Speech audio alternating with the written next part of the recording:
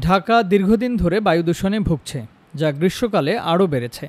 যুক্তরাষ্ট্রভিত্তিক বায়ুমান পরিমাপকারী সংস্থা IQAir এর প্রতিবেদন অনুযায়ী ঢাকায় বায়ু দূষণের বড় কারণ অপরিকল্পিত ও অনিয়ন্ত্রিত রাস্তা খোঁড়াখুঁড়ি ও নির্মাণ কাজ। পরিবেশবিদ বিশেষজ্ঞরা বলছেন, বায়ু দূষণের কারণে স্বাস্থ্য ঝুঁকি বেড়েছে ঢাকার মানুষের। IQAir জরিপে 2024 সালে বায়ু দূষণে প্রথম স্থানে ভিয়েতনামের হ্যানয়, দ্বিতীয় অবস্থানে পাকিস্তানের লাহোর আর বাংলাদেশের ঢাকা আছে পঞ্চম স্থানে। বাতাসের এই মান অস্বাস্থ্যকর। গ্রীষ্মকাল ও শীতকালে ঢাকার বাতাস অতিমাত্রায় দূষিত হতে শুরু করে। বাতাসের সাথে বেড়েছে দূষিত বস্তুকণার পরিমাণ। ঢাকায় বায়ু দূষণ এতটাই খারাপ যে খালি চোখেই দেখা যায়। যেসব সড়কে কাজ চলছে সেখানের অবস্থা আরও ভয়াবহ।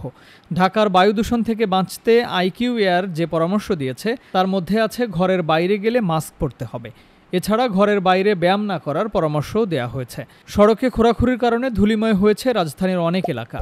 আরেক দূষণকারী ইটভাটা রাজধানীর চারপাশ ঘিরে রেখেছে, যা প্রতিনিয়ত ছড়াচ্ছে তার কালো ধোঁয়া। স্ট্যামফোর্ড ইউনিভার্সিটির বায়ুমণ্ডলীয় দূষণ অধ্যয়ন কেন্দ্রের এক গবেষণা প্রতিবেদনে দেখা যায়, বায়ু দূষণের জন্য নির্মাণ খাত 30% দায়ী। ইটভাটা ও শিল্প কারখানার মাধ্যমে 29%, যানবাহনের কালো ধোঁয়া দূষণ করে 15%। নির্মাণ কাজ, রাস্তা খোঁড়াখুঁড়ি, খোলা ট্রাকে মাটি বালু পরিবহন ও ট্রাফিক জ্যামের কারণে দূষণ বাড়ছে। বায়ু দূষণজনিত কারণে ফুসফুসের নানা সংক্রমণ নিয়ে হাসপাতালে ভর্তি হচ্ছেন রোগীরা। চিকিৎসকরা বলছেন, দূষিত বায়ু শ্বাস নেওয়ার ফলে ব্যক্তির হৃদরোগ, দীর্ঘস্থায়ী শ্বাসযন্ত্রের রোগ, ফুসফুসের সংক্রমণ এবং ক্যান্সারও হতে পারে। অস্বাস্থ্যকর বাতাস থেকে রক্ষা পেতে ঢাকাবাসীকে মাস্ক পরা ও ঘরে বায়ু বিশুদ্ধকরণ যন্ত্র রাখার পরামর্শ দিচ্ছেন বিশেষজ্ঞরা।